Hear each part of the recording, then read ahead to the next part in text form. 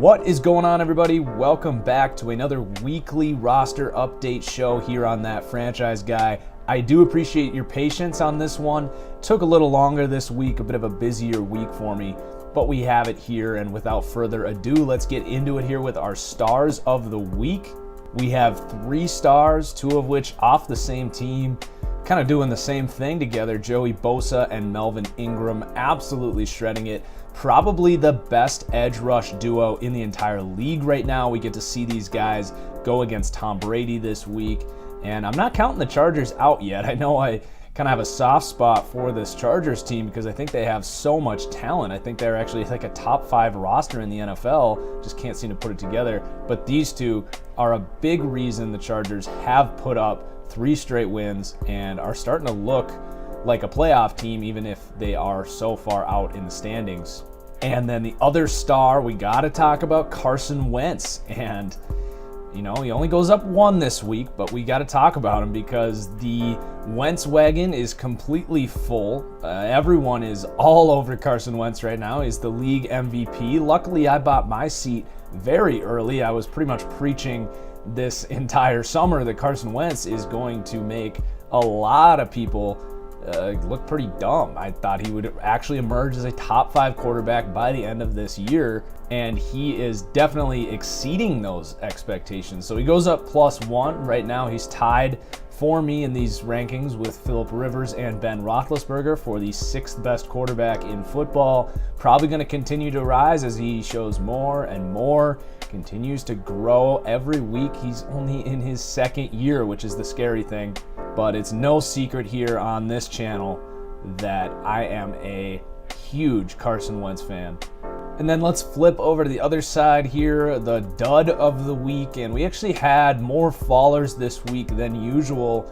But I want to talk about Matt Ryan. He goes down to really disappointing game against the Patriots. Basically just a stagnant offense. And while I do mostly blame the play calling, and am baffled that Sarkisian is still the play caller here after what we saw last week and really what's been going on in Atlanta all year, at some point you do have to look at Matt Ryan. And I had already dropped him a ton. He was like a 96 or something absurd coming into this year, coming off that MVP season. I already dropped him all the way down to 88, but even then that felt pretty high for me, especially considering he's a guy that doesn't really have any plus tools outside of maybe his quick release. So he comes down to, he's sitting right at an 85. It leaves him on the border of a top 10 quarterback, which I think he is, but he really is just, Colin Cowherd said he's Andy Dalton in a dome.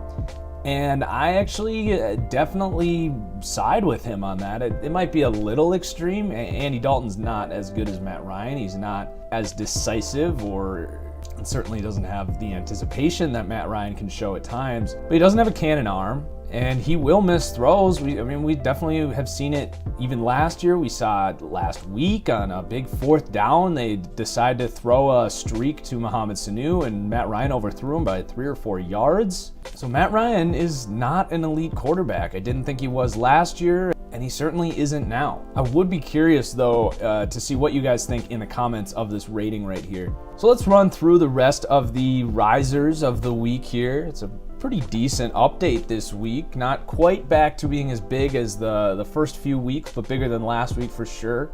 So starting with the LA Rams, we've got Roger Saffold moving up +2 again. He's been on the rise most of this year. That whole offensive line definitely clicking, much better than anticipated.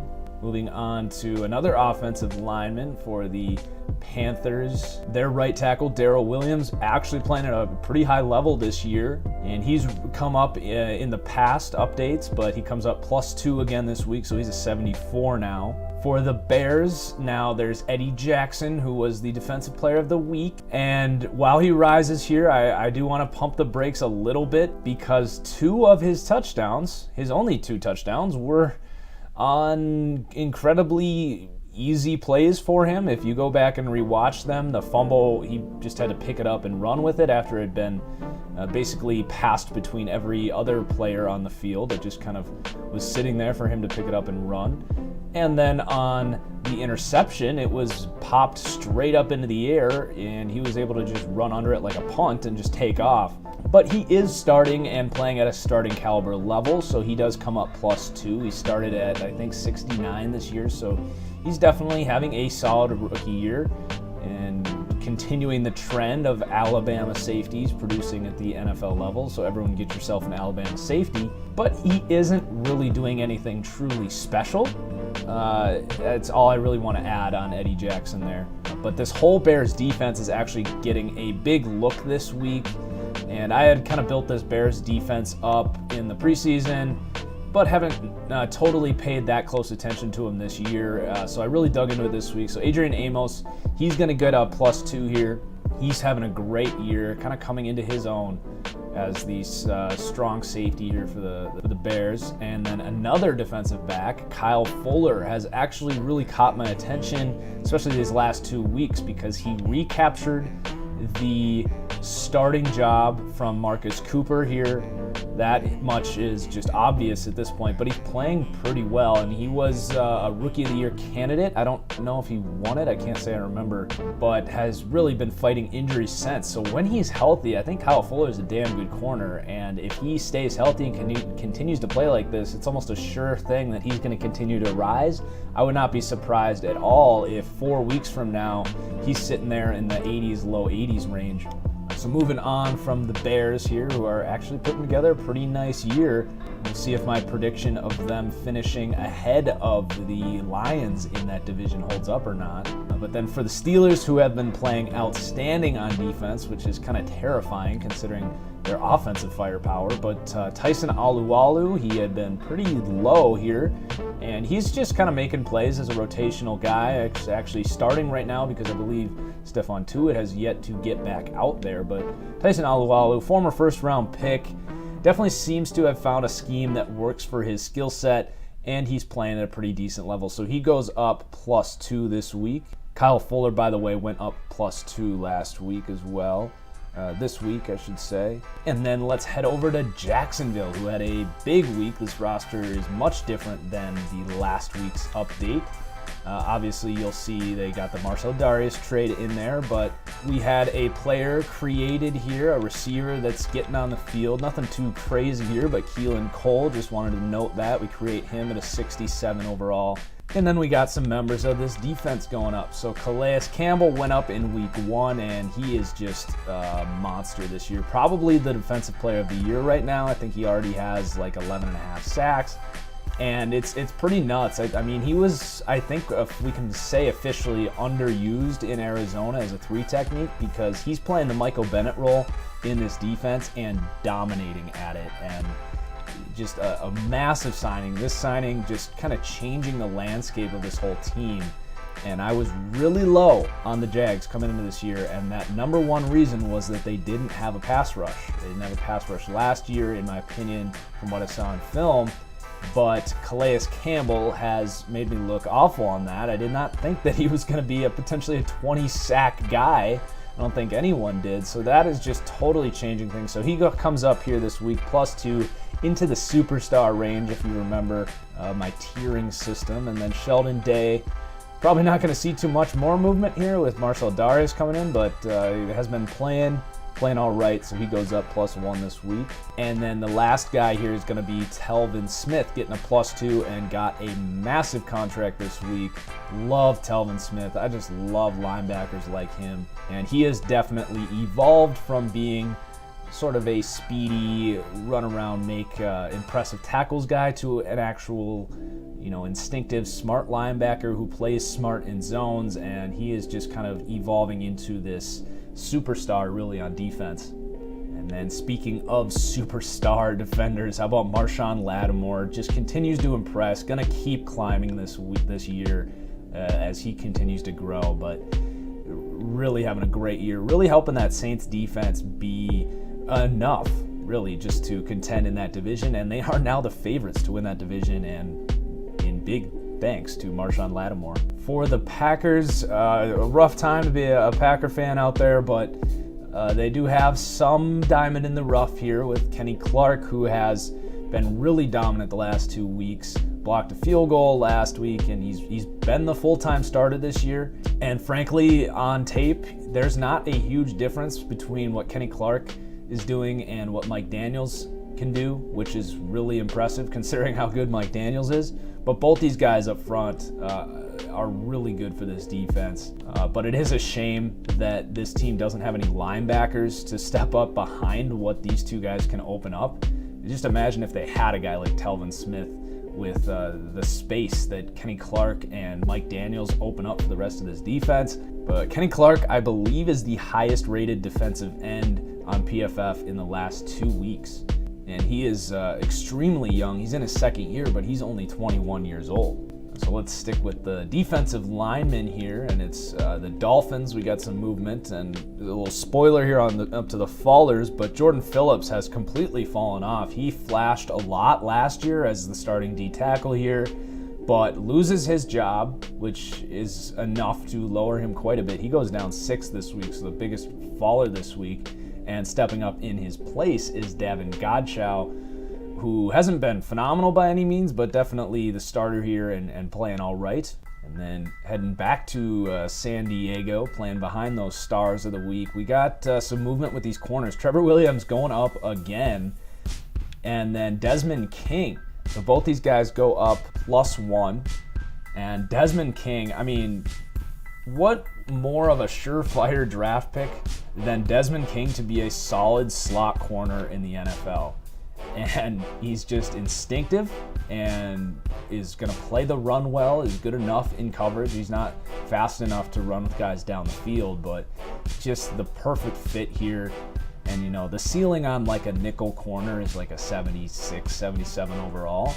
So Desmond King already one of the better nickel corners in the league, and then Trevor Williams just continues to play well on the outside, as does Casey Hayward, by the way. That said, a little easier to play corner when you're playing behind that pass rush. And then how about another young corner here? Shaquille Griffin for the Seahawks seems to have supplanted Jeremy Lane on this depth chart and is really, really looking like a not going to say star yet, but definitely forming that Richard Sherman physical ability on the other side there. It could be a scary tandem, say, next year or deep into this year. Something this team has lacked is a second corner opposite of Richard Sherman, and they seem to have found it in Shaquille Griffin, who goes up 2 this week. And then Justin Coleman also going up +3 as he is the starting nickel corner right now, playing decent while Deshaun Shedd is recovering from injury. And then our very last riser here is Bo Allen, just going up +1 here as this Eagles D-line continues to dominate. So let's hop over and talk about the fallers now. So starting with Hassan Reddick, the rookie, going down -1 yet again and really continues to struggle, not showing a lot of progression right now, looks lost. Like I've said in previous update shows, he's a converted edge rusher and looks like a guy that is learning a new, frankly, very complicated defense here in Arizona, just not able to show off that freaky athleticism because he's not playing fast. And until he can, he's pretty much stuck here in the mid to low 70s. Still has a crazy ceiling, but we just haven't seen it yet. For the Packers, we got Jordy Nelson going down -3. I think the Jordy Nelson era here is honestly coming to a close. He can't seem to really stay on the field, and even when he's out there, he's fine, but he's definitely not a number 1 receiver like he once was. You know, not creating separation, not a great deep threat anymore, not really a threat with the ball in his hands after the catch. So really just a smart, sure-handed receiver right now, but what is that really worth? And then they have Devontae Adams coming up on a big contract this year, and he's going to get a massive payday. I don't think they can afford to let him go. You can see the drop-off in talent after Adams, and with an aging Jordy Nelson, you got to keep Adams around. But when you have Aaron Rodgers as your quarterback, it's not ideal to spend over $30 million on 3 receivers, especially when 2 of them are frankly a little overpaid right now, being Jordy and Cobb. So I honestly think we're going to see Jordy Nelson get released from Green Bay, whether he resigns or not for a much cheaper contract. That could certainly happen, but I think Jordy Nelson is on the way out here. And then for the Dolphins, Laramie Tunsil goes down -4. Probably just had him a little too high to begin with. He was really solid as a guard. They moved him over to left tackle, though, and he's nothing fantastic. Sure, he's a good run blocker, but you can see him getting beat quite a bit as a pass blocker. Just not a sure, well-rounded left tackle. Probably, honestly, should have lowered him when we moved him from guard to tackle. Should have expected some learning bumps in the road on his progression there, so just kind of lowering him down there. I think he'll ultimately be okay. And then in Tampa, Jameis Winston going down 1. He's just so inconsistent. And on the field, he is, frankly, Jay Cutler. He really is. The only difference is when he throws a back-breaking interception, he does it with a smile on his face, so people don't shred him to pieces, and Jameis has more upside to bounce back after that. He's got a better mentality about it. But for now, I mean, he just can't hone in dumb mistakes. He can't win a big game. It's a big reason I don't think they're going to win tomorrow against the Panthers. And he doesn't have any excuses. He is out of excuses. It is time for him to step up, and he just hasn't yet. He's got a fine offensive line. It's not great, but it's not nearly what a lot of these quarterbacks are dealing with. He's getting protection. He has the best group of weapons probably in the NFL. So, Jameis, I'm calling you out, man. You have got to step it up, or Tampa's going to start looking at other options here at quarterback. And I really mean that. I mean, you know, the lack of progression over a 3-year span here is very concerning. I think Tampa also needs to let Dirk Cutter go because he is supposed to be there to develop Jameis Winston, and it's a travesty what's happening there. I think he may be one of the worst coaches in the entire league. And then there's more fallers here for this Tampa team that's really been disappointing. TJ Ward down 1. Now, you'll notice he's already really slow and doesn't have great coverage. So I wanted to make him even lower, but he is still good as basically a linebacker out here. And frankly, I probably should just move him to linebacker because that is what he is in this defense. And again, I just want to reiterate how outdated the player management screen is here for safeties, because it's not as simple as right and left safety anymore. You know, in reality, there's usually 3 starting safeties in a traditional nickel defense. You're going to have Chris Conte here and Keith Tandy are the free safeties, and then TJ Ward is the strong safety. But if I move Chris Conte to free safety, he's just going to be a backup there. He's a backup here as a strong safety. It's just a mess. Madden, fix your stuff. It's really frustrating. And then Doug Martin going down -2. Just kind of looking at where he sat compared to the other running backs. I still like Doug Martin, but just probably had him a little high, and he's not necessarily killing it out there. For the Broncos, we got a lot of fallers here as this team has pretty much fallen off a cliff after looking like one of the better teams in the league. They can't win a game right now. They can't even come close to winning a game. And Garrett Bowles falls, the rookie tackle. He can't block anyone. You got the right tackle is a mess. Alan Barb steps out and starts last week and was terrible. Manelik Watson, don't know what's going on with him. And then Max Garcia, the left guard's been terrible. All they have going is Ronald Leary and Matt Paradis. So these guys are dropping. CJ Anderson comes down with Doug Martin there, -2. So really not looking good for the Broncos. They got to play the Chiefs this week. I don't expect it to get any better against Justin Houston and company. And then for the Chargers, Brandon Mebane just fallen way off this year. He's not even really starting. He's basically rotating with all these guys, Phylon Square and Isaac Rochelle. So just, you know, he was too high, and I'm sure Madden still has Mebane as like an 81. I don't know, but, you know, he's just in the mix of those veteran D tackles that are rotational first and second down D linemen, and frankly, nothing more. So we got 2 more guys here, and they're kind of big ones. So we've got Andy Dalton for the Bengals, obviously really struggling, and I'm not going to be too hard on him because he's basically running for his life, but you really just see what he is, what his true colors are when he doesn't have supporting cast. He's just another guy.